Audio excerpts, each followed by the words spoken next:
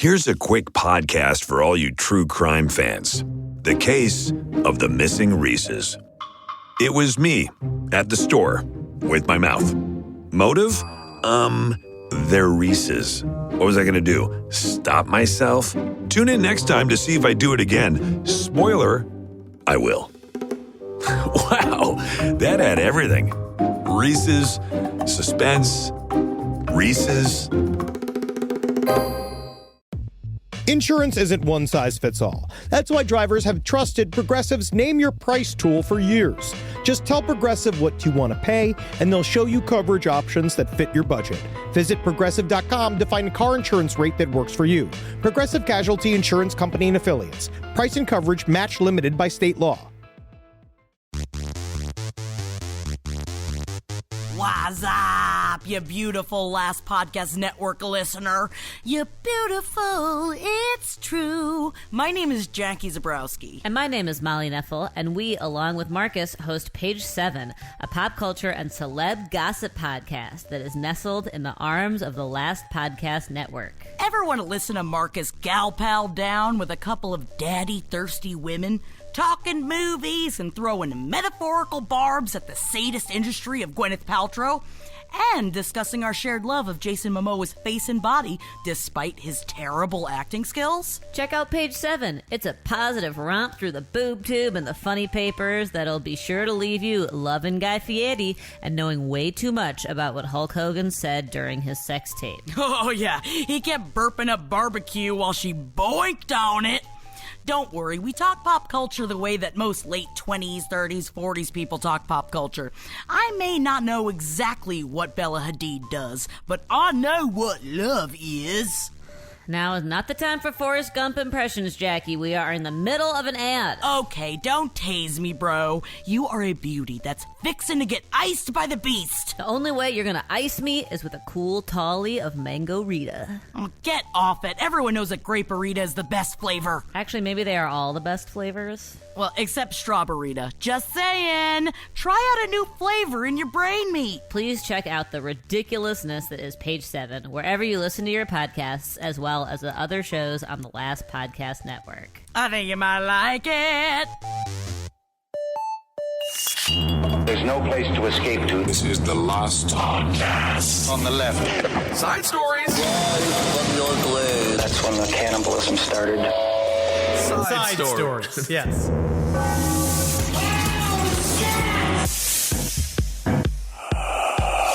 I tell you what, man, Slime Gang's still alive. Really? They don't really respond to my texts. What's like a lot? You got more slime there near your house, huh? I am. This is the thing. How many times now I've been taking pictures of these things? Yeah, How I've many seen people it. like saying, "See the picture of the slime." They're telling me it's throw up, which I understand. Well, it does because look. at the time, it's a little oatmeal-y, yeah. yes, but at the time there was that abandoned house that was kind of filled with junkies. So for a while. The throw up I assume to be some sort of throw up or slime stopped when the house got torn down, right? Sure. But now it's back. And I looked at that picture, that throw up, for a long time, and I sat there with Wendy. Like, I had to lift up Wendy. I'm looking at the throw up. It's a 3-4 inches up deep of it. Oh, and that would it's be not like any throw up I've ever seen. Oh, and I've my. had several people then tell me it's the throw up of a big dog that is eaten like either some kind of bad food or it's eaten too fast, but the throw up is so uniform. It looks like it should be made. And this is what Ed Larson, because Ed Larson is my neighbor. Right. He came and he looked at the throw up with me, the throw up, quote unquote, fucking slime. I'm going to still say it's slime. And we both had this same exact agreement that this is far too uniform to just be throw up. It looks manufactured. So you, hairy, short, and big, hairy, fat, are just staring at this slime in the middle of a street in Los Angeles, just being like, Yeah. I'm investigating. When did you And then guys? When did you guys become like the paranormal, like Hank Hill and Bill? This is my final form. This is what I hope to eventually I be. see. I'm going to be the ghost/monster sheriff of my neighborhood. But the problem is that if I do get a badge, I get to call whoever I want a ghost or a monster. And then it starts getting kind of dictatorial, which I don't really want. I don't want to get to that. All right, welcome to Side Stories, everyone. I am Ben Kissel. Travis Morningstar, you might hear him pipe up every now and again, I'm too. sorry. Don't apologize, buddy. And then, of course, we got Slime Buster, Henry Zabrowski. I guess it's like not quite a Ghostbuster or like paranormal hunter. Slime Buster, which is pretty cool. I call myself Commandant of the Slime Gang. Great. But there is a group text that I sent the pictures to, and everybody said the same thing, being like, that's throw up. Well, and I was who's like, on you're this sort of group lacking text? information. Who's You're on all there? too busy. Like, one of them just had a kid. You know what I mean? And he's just like, ugh, I have a child now. I Right. can't be fucking hunting after slime with you. Are these and it's neighborhood like, get people? up, man. Are these Wake up. Are these random neighbors that you wanted to get like a club together with, like a group? I don't know if there's anything such as random behavior, Kissel. Well, yeah, of course there is. I don't think that you guys plan to live next to each other.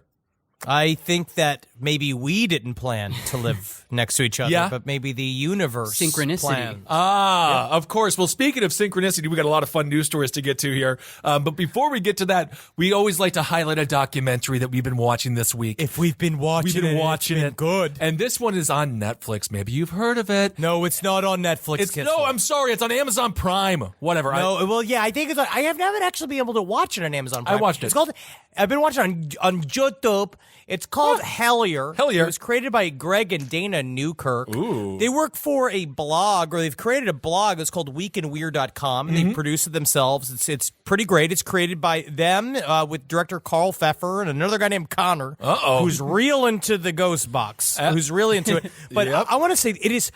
It's a breath of fresh air in the world of paranormal activity docuseries where you really get to see what it's like to watch four people go down the rabbit hole of high strangeness and experience a lot of shit in real time. All right. So Hellier, basically, it's about this dude who's been, they've been in the paranormal hunting game for quite a while. They started when they were teenagers. Their website He's got that George Lucas hair. I don't know how these guys get that sort of like thick black hair that just goes awesomely like silver. Right, kind of How do you genetics. get that? Yeah, that's just genetics there, Henry. Whatever, man. Yeah. I don't give a shit, They didn't dude. go buy it. I look different in the mirror by my attitude. So they've been into paranormal activity for a long time.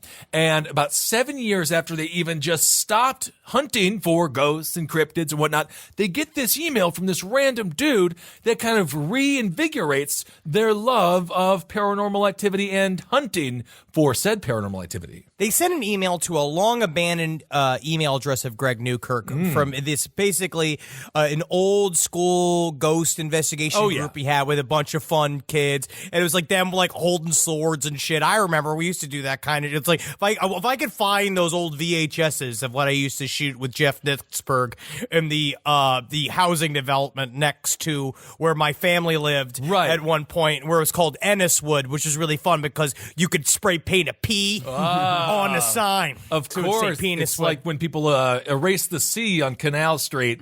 It's classic humor. It never stopped because working. you get it. I also feel horrible for the people that probably lived in that apartment complex as you and your buddy are just screaming with what I would assume to be just forks.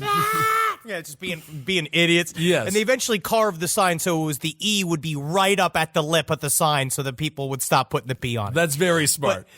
Basically, the Greg Newkirk gets an email from a guy who says, my family is being harassed by what could only be described as a group of goblins. Yeah. They seem to have arrived from, they come out of these mines. They're bald. They look very similar to not the tall grays, but the normal robotic grays that the grays use as sort of like manual labor. These like weird little creatures with big ears and glowing eyes that are completely hairless, and they're doing shit like tapping on the windows of their kids. Right. And basically, Hellier dives deep into the research of, and there's a lot of twists and turns. Some stuff turns out there's a really good scene with a ghost box that was actually pretty creepy. I've never seen a ghost box used like that effectively. That I thought it was really fun. But it's based off of a story. They basically found this. It was similar to the story called the Hopkinsville goblins. Right. It took place in 1955 near Kelly and Hopkinsville in Christian County, Kentucky, and it was this family essentially that lived together. They were apparently sober people, and they kept a house. Who knows? I mean, it's Kentucky. I don't know what they do. Not to diss them, not at all. But long story short, one of the young member of the Taylor family looked and saw a UFO crash into a mine, and next thing they know, these creatures with glowing eyes, big ears, long arms come out of these mines and start essentially attacking the house. Right. And what do? They get the fucking shotguns. You got and they to. start shooting these fucking goblins. And a part of what is interesting is that it's the high strangeness of it. And I think we covered this many, many years ago. But basically, you'd shoot a goblin, and it would ping pong around like a Looney Tune, or it would like freeze and then hover. Like it was caught in weird mid-action. They didn't know what was going on. Eventually, they're trying to say now that they were shooting at fucking owls. Oh, my goodness. But I feel like if you shot an owl with the shotgun, it would fucking explode. Right. And of course, they're always asking questions. So now we have a situation that I think is actually really interesting when it comes to Kentucky, when it comes to all of the caves. There are like an assload of caves and just canals and tunnels going all around Kentucky. And that's what they were sort of investigating, being like, yo, these creatures probably live in these tunnels. And there is some pretty freaky deaky stuff in there. The first time they go to this town of Hellier, as soon as they get to this gas station, they talk to the dude. I'll tell you a story of a man I saw. He was about 5'6". He was orange all over and he was covered in goop. And he kept coming up to me, poking, asking, where's the Ritos? And I was like, Rito?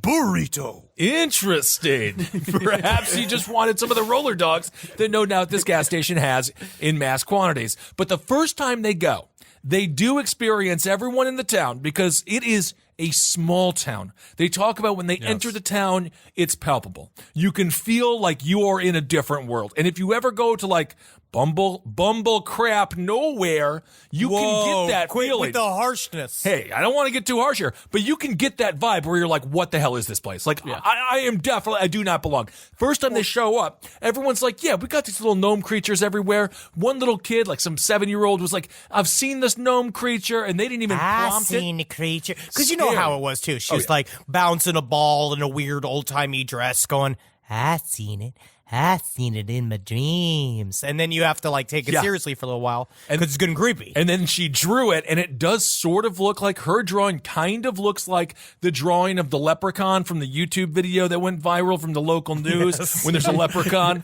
Where's gold at? Where's gold at? Which is pretty incredible. But it was quite interesting in many ways, and they're definitely dedicated and motivated. And I will say back like 10 years ago when they started this, they were having a lot of fun. They had a bunch of swords, although I will correct him at one point. He said, yeah, the picture on our website, we all just look like a bunch of nerds with medieval weapons, but there was definitely just someone with a gun, just like holding a handgun, and I don't remember that unless it's like, maybe if it's like, Ash going back in time or something with a gun, but just easier, simpler times. Simpler times when you could just have fun with your friends. But it is a docuseries to check out. I think it's pretty interesting. What I don't understand, mostly it's just, what would scare me, it's like, I know they're looking for aliens and you're looking for goblins and you're finding all these weird, eerie instances of high strangeness and synchronicities, but like, aren't you afraid of the fucking Kentuckans? Well, that's out there. That's the scare inside the film. That's why it's got layers. When we were fucking at, I remember Murderfish was shooting a bunch of, we were shooting a bunch of stuff in rural Wisconsin, and you can hear the eyeballs creak, and spot you out in the forest. And like, at one point they heard a car honk while they're doing this weird late night fucking cave shit, and I was like, you're really not afraid that there's not some methed out piece of shit just being like, There's demons. I knew the demons would come again. Like, and that you're the demon. Now you're the demon. Obviously. Yeah, and then all of a sudden we know, and then he remembers because he heard the Hopkinsville goblin story. You know what fixes demons? What's that? A fucking shotgun. And then all of a sudden, you're a bunch of dead paranormal investigators. Be careful when you're going out to these fucking small towns. They will kill you. They are dangerous. Absolutely. That's a whole different horror film, obviously sort of channeling Deliverance a little bit, a great film, an iconic horror film. I really was a little bit scared for their lives watching the footage, because at some point you just realize they're just soft, like nerd people, and if someone really did, like a big old farmhand really did want to teach them a lesson, it could get pretty disgusting and bloody.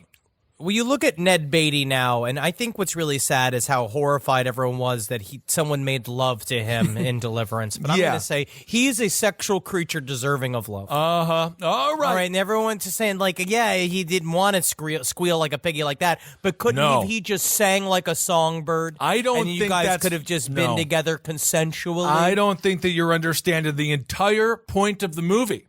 It's scary. It's scary. Oh, yes. By the way, that kid in Deliverance, like the really weird looking kid, I don't even think they paid his ass. I'm pretty sure he's just a local kid, but that's where they go in Hellier. They just go where that's just a local kid. I'm not even dissing him. But they should have paid him, because when he was playing the banjo, he was real good, and he deserves really good compensation. But they were just telling him, don't worry, we have these new special cameras that, like, don't steal your soul. Oh. And it's like, you bet him. Well, all right. You bet him. So check out the documentary. Amazon Prime is where I saw it, and I think it's on some other things. Hellier. I saw it on YouTube. You saw it on YouTube. There are times where they're showing you the pictures of said goblins, and it's a Rorschach test. Oh, also, in the middle of all this, you can. But talking about fucking synchronicities, as I'm going through this story, the Hellier story, one thing they talk about was that there was a UFO over Pike County, Kentucky, that was seen by hundreds of people. It was out there for like 20 minutes. They went and they took this picture of it, and they showed it around. They got a picture of it, and it looked like this kind of like sparkling tuning fork. And how, and unbeknownst to me, I'm going through the Side Stories email, and I got an email from a human being known as Sammy Lamb. I don't know what you are. And we were looking at this kind of shit, and it was screenshots from a friend of his, or hers, a friend of theirs. That person. Very good. They had some footage of it from a UFO documentarian named Yasmin Joyner, who showed up. So basically, it was just like, look at this like super primo UFO footage, and it was almost an exact example of the UFO that they saw over Pike County. It was the same exact type craft. It would look like a fucking tuning fork that was sparkling in the air. But then when they tried to say in Pike County, they debunked it. They said, well, actually, it was not a UFO. It was a balloon from this thing called Project Loon, which is what Google, the parent company of Google, or whatever it is now, Alphabet Incorporated, they are flying balloons over remote areas and try to give people internet all over the world, or maybe even kind of fucking spy on them. God knows what they're doing with it. Well, yeah, same time, I know what a balloon looks like. Right. And I'm sick of being told these are goddamn balloons. Those balloons, they float. And yeah, they're fucking goopy. I know a balloon can be goopy. Sure, I guess but a wet balloon, yeah. It does not look like a sparkling goddamn tuning fork. No, absolutely. Perhaps it's a military weapon. We don't know. Well, that's very interesting. Talk about synchronicity, a little high strangeness there, and more. These UFO sightings are getting more prevalent and better than ever. Better than ever. There's a lot of interesting stuff out there. Yes. MUFON actually had a rise in UFO sightings last year. Absolutely. And of course, just quickly here, we talked about this guy before. His name is Avi Loeb. Avi Loeb. He is a professor at Harvard. He has doubled down on his belief that, what was it called? The Mau Wow.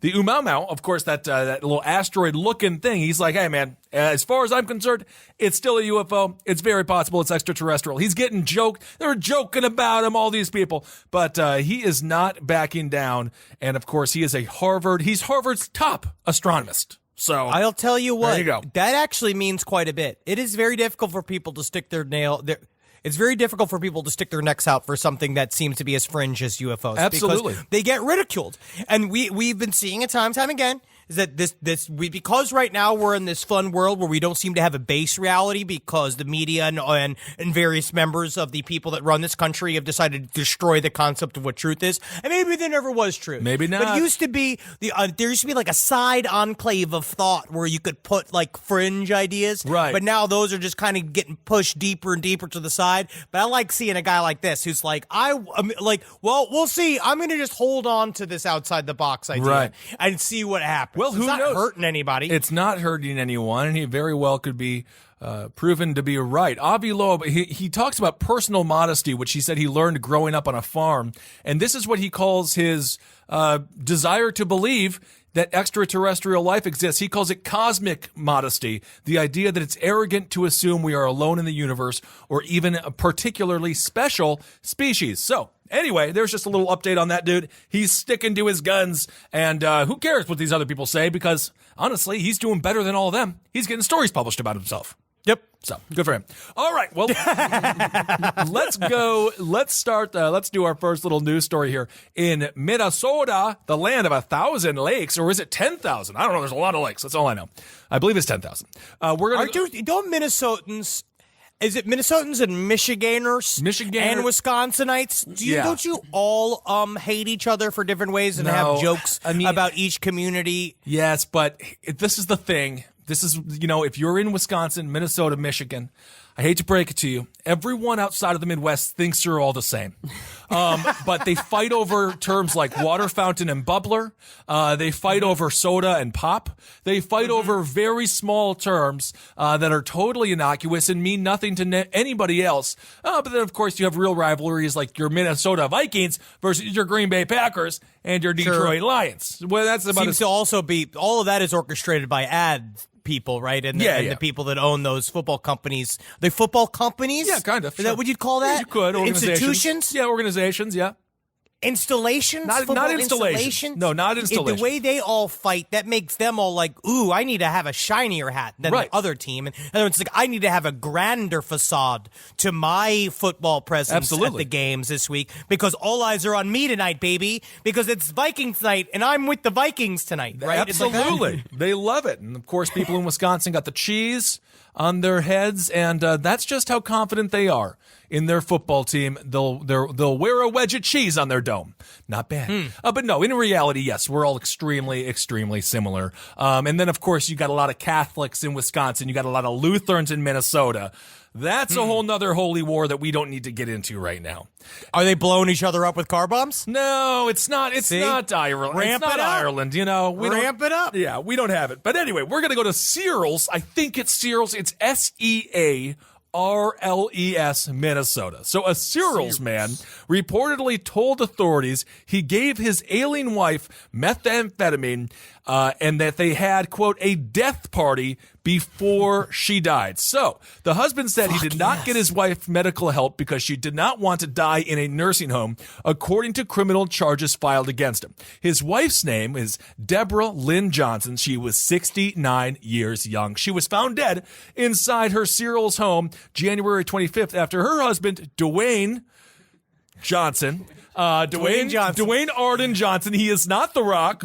He's more like a squeaky. He's much softer than a Rock. He looks like a dead ringer. Like if you were to tell me a dark reboot of the old dancing man from the Six Flags commercials, that guy, it's him. This is part of the reason why we got sent the story by many people. Oh yeah, and mostly it's got to do with this man's mugshot, which is absolutely frightening. He is having the time of his life. He does not have any teeth. He's completely bald. He's got the meth scabs because, he's itchy. But I will say he's 11 years younger than his wife, 58 years old. So she died at 69. That's like kind of like a methy thing to have an older wife than the younger man, which is like, it's not uncommon in general, but it seems to be more so in that world. Because like my wife's robbing the cradle with me, man. I don't know if that's true.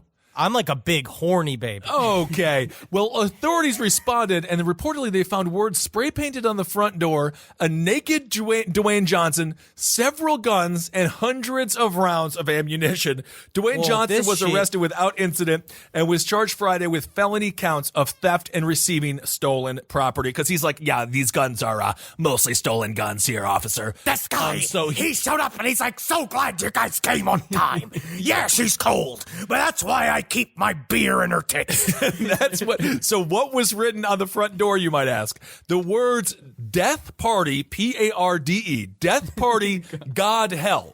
That's what was written on the door. I'm actually really happy that you read it as party. I didn't think about that because that's what he was. He's like, he literally... He broke her out of the nursing home. Yep. He's like, we're getting fucked up tonight, honey. And she's just like, let's do it. Yeah, we're going to Six Flags.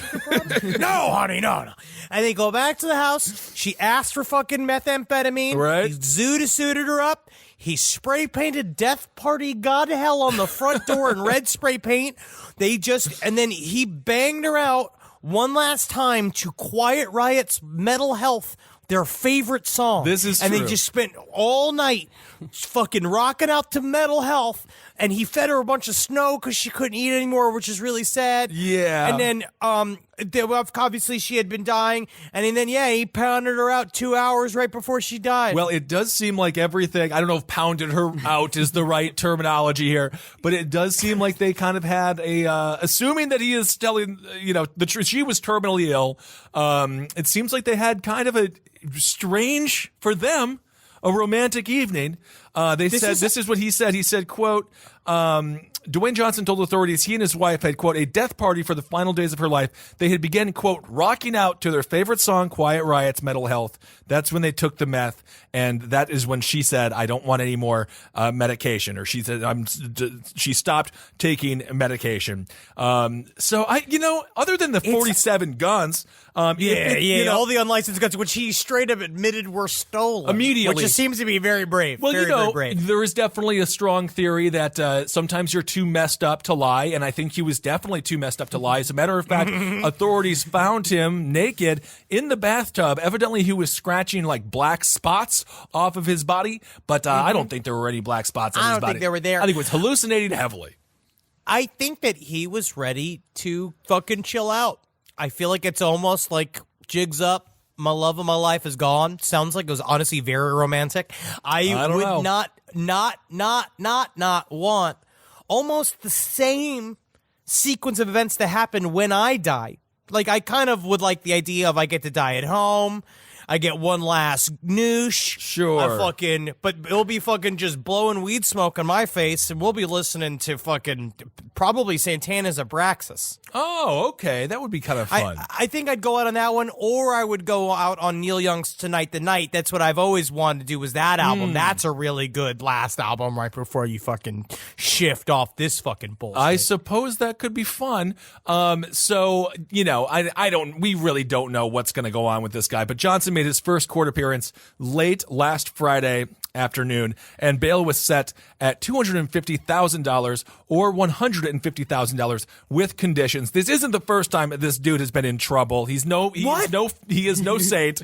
He has prior convictions for assault and DWI, and he is on probation for driving after his license was canceled. A blood test taken after his DWI arrest showed he had used methamphetamine. Sirius is about 25 miles west of Mankato, which I have been to many, many times. So we'll see what the hell happens. I don't know. His mugshot. I mean, if you look at his mugshot, it looks like they let him listen to Quiet Riot in the prison, like, or in the He looks happy. I don't know. Okay, this story is this is like truly horrifying. And honestly just fucking creeped me out too, because I was in the office alone and I heard some weird noises. I'll get through this. A student who thought there was a ghost in her room was shocked to find a man in her closet wearing her clothes. So much scarier than a ghost. This is so fucked. But I literally was sitting here and I heard like, like in the closet here, and I fucking just threw open the door, being like, "Show yourself!" And it was nothing. It was something in the pipes.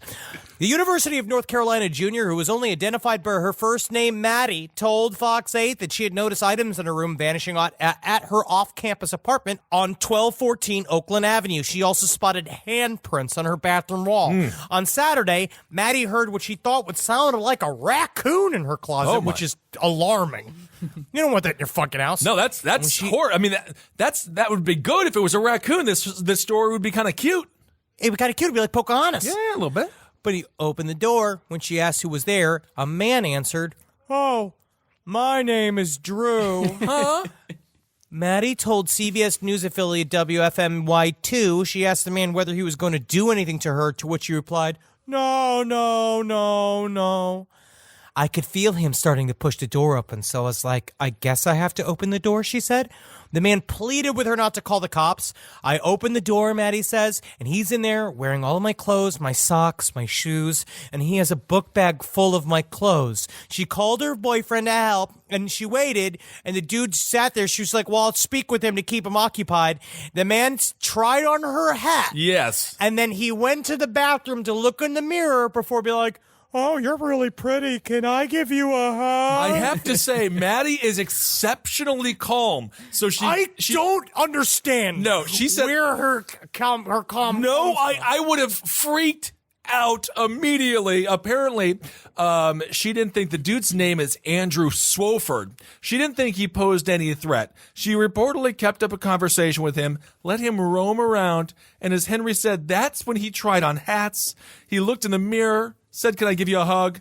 Maddie said he never actually tried to touch her. And then when Maddie's boyfriend arrived, this dude took off, but he was later arrested at a gas station. So he looks like the guy, the "you got Adele" guy. What's his, like, "you're getting Adele"? Oh, that's a classic. That dude, I think he actually got in some trouble for DUI, didn't he? Yeah. Yes. Way back in the day. With all that Adele money, man. Yeah. You got to spend that money somewhere, man. You got to do it on the road, dude.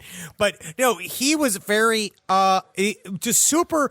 There's something about the long-haired, kind of like Richard Chasey type white psychopath, kind of like spaced out. He probably was on something, but just like the concept of being like, "No, it's totally chill for me to be in here, man. Apparently, it's totally fucking chill. I don't even fucking free hugs, dude. It's like a free hug. It is so trippy because this dude is like a junior in college.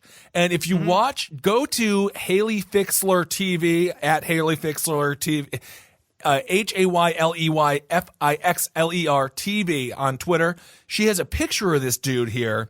He is like completely bald, like he is going completely bald, but he's still rocking like the Hulk Hogan on the sides. He is, yes, he is just, it's horrifying. The man is horrifying. It is horrifying. He is like, and they said that it was not an isolated incident. In December, her roommates came home to find two men in their living room. What is going on? I don't know. This is very similar to, we had that happen a couple times in Tallahassee, where I remember our buddy was staying where John Moreno used to live. I forget where it was, over by, if you are from Tallahassee, it was like very close to Gordo's, and they used to wake up all the time, just like a guy on the couch just coming in, he's like, "Yeah, you guys, what's up? What's up, guys?" Huh. Like he's a wacky neighbor. Like in Half Like he's Baked. Kramer. Yeah, he's like, what was Stephen Wright's character in Half Baked, just hanging down on the couch. No, you're in my house. You're in my home. You get out of here. Just get out of my home. And they had the same thing with another where he came home to a woman, not quote unquote knocking on his door by poking the door with a knife, and he saw that her whole arm was cut open and bleeding. Great. And she's like, "Greg tried to kill me tonight. Oh my! And I won't let Greg kill me." And it's more of the nonchalance. Yeah, But I don't guess really so. understand. Maybe want to call the authorities in that case because perhaps her life is in danger. I wouldn't necessarily let her into the house because you have to be careful for your own safety too. You got to be concept of, and it's stuff, one of the more scary concepts in all humankind, like the idea that you're sleeping and there's somebody that has broken into your apartment and is just like waiting for you to wake up, and it's like just hidden behind a bunch of clothes, or or maybe dressed up in all of your clothes. There's something that's really frightening about that, about like absolutely seeing a strange man emerge from your closet in all of your clothes. And you got to be careful, because there was a dude, Anthony Schofield was his name, at UW Stout. He was busted. I've told this story many times. 900 pairs of panties. He was busted stealing 900 pairs of panties, served some time. But the thing is, that escalated to him. First of all, he became born again. He was saved. But then he went to go have sex with the child at a rest area. And once again, the child was a police officer. They're always police officers, right? Thank goodness. But this could escalate God into something. has a plan for us all, Kiss. I guess so. God has a plan for each one of us, and some people are supposed to teach others the lessons. I guess. Of not having sex with the child. Oh my goodness. But that started. And being discovered. Well, hopefully never happens. By the way, speaking of that kind of stuff, this year is going to be a lot to deal with for the Catholic Church. Here in New York State, they're going to have a 1 year, if you were touched by a priest, come forward year. I think it'll be 2020 or 2021. Go get him! And even the Pope today just came out and talked about how a bunch of nuns were being sexually assaulted by priests. And the nuns? I don't get. I mean, it's like this is where he finally admits that the nuns are being taught. What about everybody else? Well, but it's all a problem. It's all a problem. So it's gonna get brutal. It'll be Pittsburgh. But globally, what happened, or in Pennsylvania, but what happened in Pennsylvania, it's going to be a global phenomenon. So anyway, it's going to get nasty. All right. Oh yeah. And we got this little story here about Russian roulette shooting of one St. Louis police officer by another. It's getting weirder and weirder. Basically, 1 a.m. on January 24th, 2 on-duty police officers from the St. Louis Police Department rushed a third off-duty officer named Caitlin Alex to a hospital. Alex, a 24-year-old military veteran who had worked at the apartment for 2 years, soon died from the gunshot wound in her chest. It seems to be they were hanging out. One of them said he took 2 sips of a beer and then poured the rest of it out. Oh, yeah, that's how you do it. It was not a service weapon, right? It was his old, and the guy, he took all the bullets out of one of them, I believe, Hendren of them, and with 29-year-old Nathaniel Hendren, who is the one who's being charged with a voluntary manslaughter right now. And he said that he emptied the cylinder of the revolver and then put one cartridge back. He spun the cylinder, in this article, generously saying a routine often associated with Russian roulette, and aimed the gun away. The gun did not fire when he pulled the trigger, according to the police statement. Alex then took the gun, aimed it at Hendren. It did not fire. Hendren took the gun back, aimed at Alex, and accidentally shot her in the chest. Well, I don't know if it's an accident at that point, but doesn't seem like it. I don't think Russian roulette, technically you're trying to kill the person. Yeah. The third officer, Patrick Rorden, told investigators that he admonished Alex and Hendren for fooling around with the revolver and was just about to leave when the weapon got discharged. So this is a big deal. Hendren was booked on Monday and held on $50,000 cash only bond. That was the thing. What the hell is going on in this police department when we got this one officer being like, guys, come on, stop fooling around. They're playing Russian roulette. And they're not that it matters that they're on the clock, but it's a little bit strange to be. It's weird to do it if you're off the clock, but then it's a little bit stranger on the clock. And also, I don't believe that anyone has 2 sips of beer and then pours it out. Because that's not how that works. St. Louis is actually ranked the second most dangerous city in America, and I think that has a lot to do with it. I think you can't patrol the streets of St. Louis and then go home and play Katamari Damacy. I think you have to play Russian roulette to blow it's some like steam off. you're all gigged up. But apparently Hendren, he was held on $50,000 cash only bond, was raised $100,000, but in his mugshot, his left eye and forehead appeared to be bruised. Sources familiar with the situation said that he had headbutted the back window of a police vehicle while at the hospital and sustained minor injuries. Okay. I think he was fucking hammered. I think so. But a lieutenant with the police department filed the complaint about 20 minutes after Alex's death, suggesting that Hendren and Rorden had violated administrative regulation that dictates no employee shall report for duty or remain on duty with an alcohol concentration of 0.04 or greater. But Rorden's attorney claims that his client on a few slips of beer, poured the rest down the sink, and then he blew a zero. Okay, but I just have to say here, that's not the big issue. The fact that the main dude, or the fact that the complaint is like, well, you can't be drinking on the job, guys. That's not allowed. I think it was more the shooting your coworker in the chest. That's the thing that I would sort of be like, you know what? I'll overlook the drinking. I won't even mention the drinking. It's really the shooting of your coworker in the heart. I just don't really understand the concept of casually playing Russian roulette and the idea that you would do that. You would do that as a police officer that knows about guns. I understand you're kind of crazy. Maybe you're all torqued up and you're dealing with a bunch of shit. Maybe like you're suffering some form of PTSD or you're dealing with a lot of issues. But it's just the concept of putting on stupid fucking movie sets, we are screamed at if you point a fake gun at the face of another person. Well, you never know. Look what happened. Look what happened to Brandon Lee and Bruce. Curse of his father. Yeah, could be. Sins of the father. That's what happens. But now there's a little controversy here other than just an officer shooting another officer in the chest while playing Russian roulette on the job. The breathalyzer has ignited some controversy in this case because evidently they didn't take a blood test. They only did urine and a breathalyzer. So this is according to the attorney's office, which wrote the fact that only urine and breathalyzer tests were performed appears as an obstructionist tactic to prevent us from understanding the state of the officers during the commission of this alleged crime. The police department's public safety director, Jimmy Edwards, said in a press conference, our officers are not obstructionists. But you know what I'm going to say? We know at least one of them is a killer. So that's kind of worse. So, I mean, he fucking shot the other person in the chest. Right. He shot them in the chest.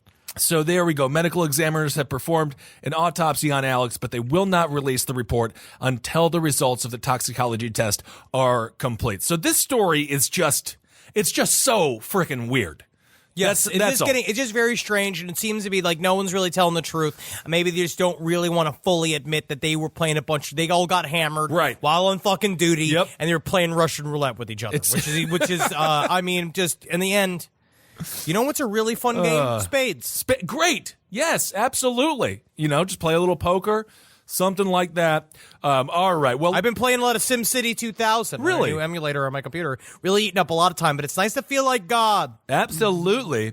I just finished Resident Evil 2. They remade it for PS4, and it is amazing. Check it out. It's the best. I'm getting a PS4. I'm getting it. I'm already doing it. I'm biting the bullet. Just get it, man. You're going to love it. It's like so good. You get to turn off your brain, but it still gets your neurons firing. So that's good. Yeah. Get your neurons firing. So you don't get dumber. All right. Just lastly on my end here, Tekashi 6ix9ine. Now he's a rapper. He's a SoundCloud rapper. He's got face tattoos. One of the tattoos is the number 69. Just in case you forgot his name. Now Tekashi 6ix9ine has pled guilty to 9 felony charges, including a variety of firearm offenses, and admitted to being a member of a gang, according to a recently unsealed document. The 22-year-old rapper, his real name is Daniel Hernandez, took a plea deal on the 23rd of January regarding his involvement with the 9 Trey Gangsta Bloods. The outlet reported that the plea agreement with Tekashi 6ix9ine was initially sealed to enable prosecutors to arrest additional members. As part of the plea deal, Tekashi admitted to joining the gang in the fall of 2017 and hiring... None of this is smart. None of this is smart. No, I don't agree with any of this. It's really dumb. And hiring a fellow gang member to shoot at rap rival Chief Keef, and I remember that story, in order to maintain or increase my own standing in the 9 Trey Gangsta Blood gang. That's what Tekashi 6ix9ine said. So now this dude, he's 22 years old. He's very tiny. He's an artist. We covered Biggie and Tupac. Like, he's not, I don't believe he's a real gangster. I think he's in way over his bizarrely tattooed head. He is and, making shit up as he goes, and it's the old fuck. It was a quote I was going to even talk about today. Be careful who you pretend to be, because you are who you pretend to be. He's doing this dumb shit. Yeah. He acts like he's art, but you just make music. You're a musician. You're a sensitive poet. You're not a criminal. You're not one. Honestly, you're an idiot. You got bad tattoos, and you're also bad at making music. So now all of his music is fucking awful. Yes, but now he has ratted on his gang. But if that's not bad enough when you go to prison, he also sexually assaulted a 14-year-old. So he's a pedophile who ratted on a gang, and he is about 108 pounds. So it's going to be brutal. This is what he said in a court transcript. He said, "I apologize to the court, to anyone that was hurt, to my family, friends, and fans for what I have done and who I have let down." The outlet reported that Tekashi pled guilty to further federal felonies, including racketeering, conspiracy, firearm charges, narcotics trafficking, and violent crimes in aid of racketeering. He was previously indicted for 6 felony charges in 2018. His charges carry a minimum sentence of 47 years with a maximum of life. So this dude, man, I mean, he's doing this to get a lenient sentence. But no matter what, you don't understand how bad your sentence is about to be when you don't have the support of the gang that you are currently fucking flipping on while you are surrounded by them in prison. It's going to be horrible. So on Thursday, the day before Tekashi's court records were unsealed, 3 additional men were implicated in the attempted shooting of Chief Keef. So if you're those dudes, you're like, I wonder how they know it was us. Man. So he is not going to make it. No, he is really not. The U.S. Attorney's Office has labeled the 9 Trey gangsters as, quote, a violent New York City gang. 9 Trey was a criminal enterprise involved in committing numerous acts of violence, including shootings, robberies, and assaults in and around Manhattan and Brooklyn. They said in a previous statement, members and associates of the 9 Trey gang involved in violence to retaliate against rival gangs, to promote the standing and reputation of 9 Trey, and to protect the gang's narcotics business. Members and associates have enriched themselves on by selling fentanyl, Furanol, heroin, MDMA. I'll tell you what, man. Bye-bye, 6ix9ine. Bye-bye. See you soon. Thank you for your effort. Thank you for your time. Bye-bye. See you never again. All right, bye-bye. Yeah, he was sentenced to 4 years of probation and 1,000 hours of community service for that child sex case. He probably should have gotten some more time for that. So it is not... anyway, so that's just a little update on... It's sad because, it's just sad to see people... make every wrong decision when they could have had a successful career, but then again, giving the crime, it's not. I don't have that much sympathy, but I have.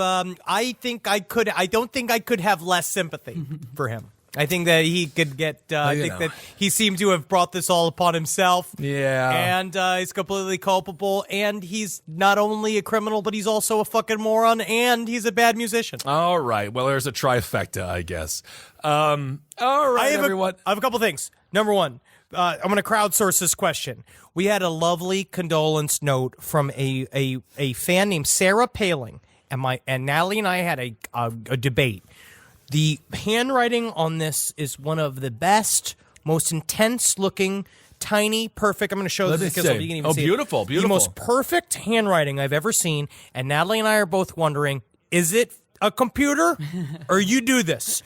Are you a witch, or are you an AI? She just. I want to know either one. I mean, it's good penmanship. That's all it is. I was looking at it. I was looking at it really fucking close, and there's no indentations. So I don't know whether or not she did it, or if it was that fine tip of a pen. She doing with a little brush. It's just very perfectly done. All I don't know right. if she printed out or not, but otherwise, congratulations for your handwriting, and also thank you for the note. It was very lovely. And I assume that's regarding Kevin. That was regarding Kevin. Yes, it was very, very thank sweet. you, yes. We've got obviously nothing but wonderful support from everybody. I wanted to say thank you again constantly. You guys have just been there for us.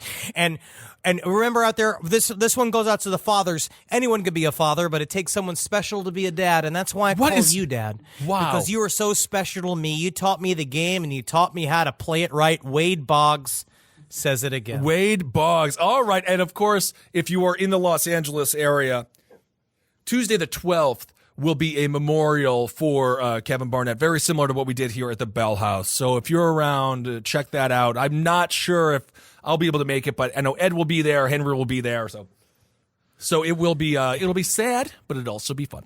All right, everyone. Well, thank you all so much for listening. We love you very much. Thank you, guys. Hail yourselves. You got to live every day You know what I mean? You break your wife out of that nursing home to spend one last couple days with her. You do that. You got to love. You got to pop on that mental health. You got to stick it inside your dying wife. Well, as many I times don't she know. asks you to do it. It's with the amount of time that she's got left. And you got to laugh as you are carried away by the police nude. Yes. After you told them all your guns were stolen. Well, there's a lot to learn from Dwayne Johnson. Yeah, there's some things, but just love your spouse. I think that's the most important thing. Yep. All right, everyone. Thank you for listening. Hail yourselves. Hail Satan. Magustalations. Hail me. Hey, and Kissel. Hey. What? You're looking good and you're sounding good. Thank you, buddy. You're looking good. You're sounding good too. I feel like you almost maybe have lost weight. Yeah, I almost have. I got a rowing machine. Yeah, I know that. Yeah, I've been on it. I've been rowing through my kitchen. I've been wading through my kitchen. God, man, pretty you'd be really crossing a lot of footage on a lake. Oh yeah, because of your arms. I know it. Land of 10,000 lakes. I love it. I heard that somewhere. I don't know where it was.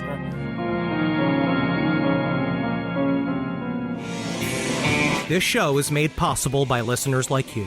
Thanks to our ad sponsors, you can support our shows by supporting them. For more shows like the one you just listened to, go to lastpodcastnetwork.com.